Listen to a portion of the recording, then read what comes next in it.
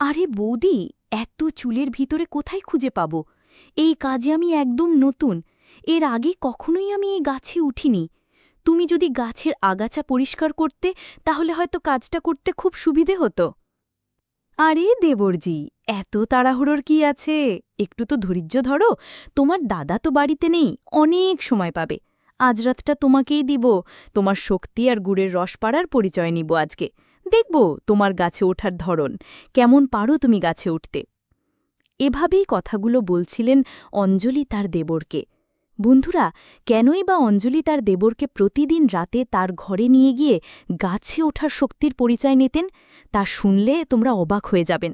তো এই ঘটনা শোনার জন্য অবশ্যই তোমাকে পুরো গল্পটি শুনতে হবে। চলুন শুরু করি।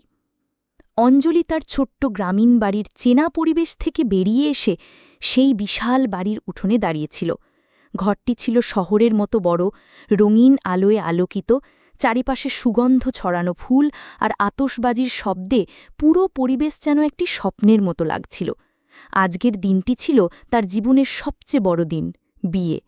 তার চোখে আনন্দের সঙ্গে এক অদ্ভুত নীরব ভয়ও কাজ করছিল। ছোটবেলা থেকেই সে স্বপ্ন দেখত, ভালোবাসা, সুখী সংসার, শান্তি। কিন্তু আজ এই স্বপ্ন কি বাস্তব হয়ে উঠবে? সে জানত না। বিয়ের অনুষ্ঠানে অতিথিরা সবাই আনন্দে মেতে উঠেছিল।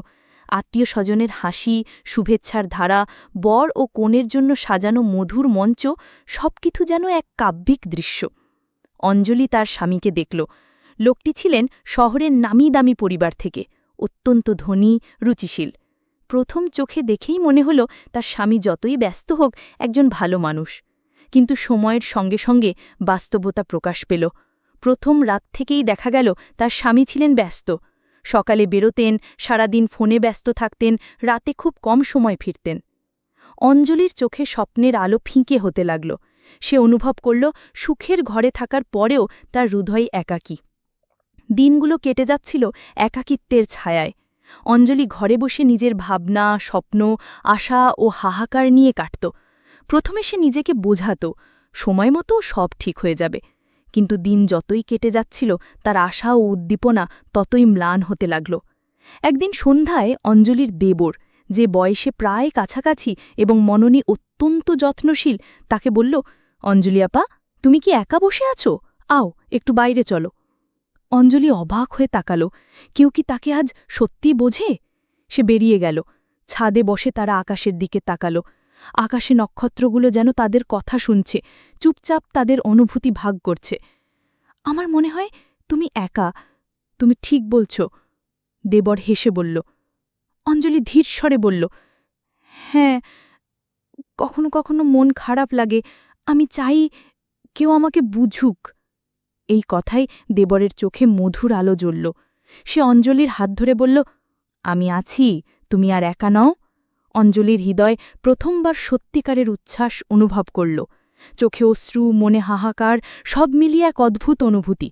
সে বুঝতে পারল জীবন তার কল্পনার চেয়ে অনেক গভীর, কেউ তাকে সত্যিই বোঝে। এই মুহূর্তে অঞ্জলির মনে প্রথমবার ভালোবাসার স্পন্দন বাজতে লাগল। কিন্তু এই ভালোবাসা ছিল অপরাধী, ফরবিডেন। তার স্বামী ছিল তার জীবনের আনুষ্ঠানিক অংশ। এই দ্বন্দ্বের মধ্যে তার হৃদয় দোলায়মান। একটি অংশ স্বপ্নের মুক্তি চেয়েছে, আরেকটি অংশ বাধার বুকে আটকে আছে। সেই সন্ধ্যায় তারা ছাদে বসে গল্প করল, হাসল, কখনো কখনো চুপচাপ একে অপরের চোখে তাকাল। অঞ্জলির মন বলছিল, এই মুহূর্ত আমার জীবনের সবচেয়ে নিরাপদ, সবচেয়ে বাস্তব। কিন্তু পরের দিন ঘরের বাস্তবতা আবার চোঙাপাত করল। স্বামী ব্যস্ত, ঘরে সময় কম, অঞ্জলির জন্য কেবল শূন্যতা।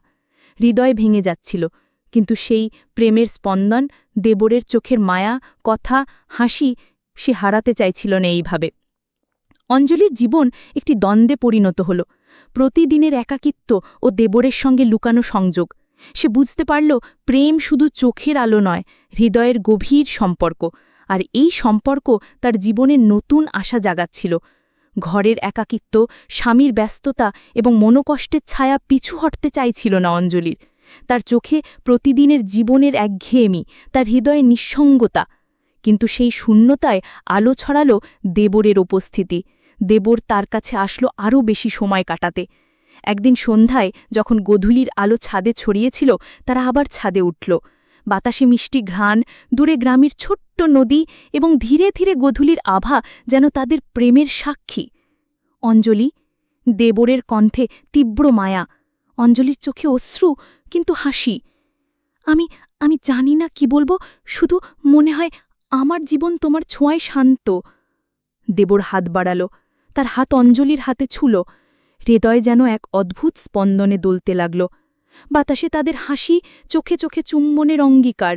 প্রতিটি স্পর্শ, প্রতিটি মুহূর্ত যেন তাদেরকে একে অপরের কাছে টেনে আনে।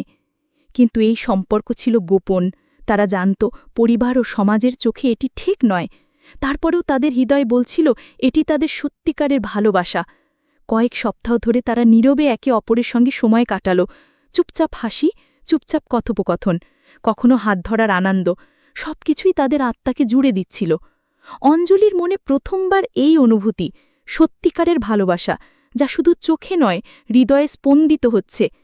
একদিন দেবর বলল, অঞ্জলি, আমরা আর এই নিয়মে আটকে থাকতে পারি না। আমি চাই আমরা একসাথে হই, সব ঝঞ্ঝাট ছেড়ে। অঞ্জলির মন দ্বিধায় ভেঙে পড়ল। স্বামী তার জীবনের আনুষ্ঠানিক অংশ, সমাজের দৃষ্টি, পরিবার, সবকিছু মাথায় এলো। কিন্তু হৃদয় বলল, এই ভালোবাসা হারালে আমি আর বাঁচতে পারব না। তাদের রাতের আকাশে তারা গল্প করল, হাত ধরি, স্বপ্ন আঁকল। দেবরের কণ্ঠে ছিল মায়া, অঞ্জলির চোখে ছিল উচ্ছ্বাস। একে অপরের স্পর্শে রাতের নিস্তব্ধতা ভেঙে গেল, কিন্তু তারা জানত তাদের এই সম্পর্কটি গোপন রাখতে হবে। পরবর্তী সপ্তাহে তারা সাহস করল একটি পরিকল্পনা তৈরি করতে, গ্রামের বাইরে, শহরের অজানা পথে পালিয়ে যাওয়া। তারা জানত যদি কেউ জেনে যায় সমস্যা হবে, কিন্তু প্রেমের তীব্রতা তাদের থামতে দেয়নি। রাতের অন্ধকারে তারা চুপচাপ বাড়ি থেকে বেরোল। হাওয়া ছায়ার মতো ছড়ালো চারিপাশে। অঞ্জলির হাত দেবরের হাতে, হৃদয় দ্রুত বেজে উঠল। তারা জানত এই রাত্রিটি তাদের জীবনের সবচেয়ে সাহসী সিদ্ধান্ত।